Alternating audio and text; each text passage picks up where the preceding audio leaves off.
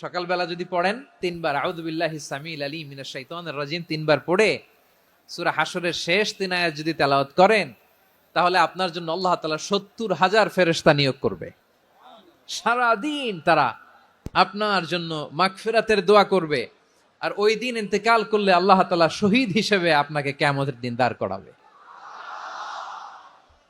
আবার সন্ধ্যাবেলায় যদি পড়েন, সারা রাতের জন্য 70,000 ফেরেশতা মাগফিরাতের দোয়া করবে। ওই রাতে মারা গেলে শাহাদাতের মৃত্যু নসিব হয়ে যাবে।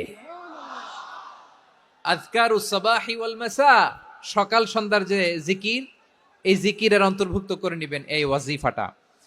যে হাদিসটা বর্ণনা করলাম সুনানে তিরমিজির হাদিস, যদিও হাদিসটা সনদের দিক থেকে দাঈফ, কিন্তু মুহাদ্দিসিন ইকরাম বলেছেন যেহেতু এটা ফাজাইলুল আমালের হাদিস, এটা পড়ার ক্ষেত্রে কোনো নিষেধাজ্ঞা নাই, এটা পড়া যাবে। সো সকাল সন্ধ্যা যদি সুযোগ হয় এই ওয়াজিফাটা যেন আমরা পড়ি।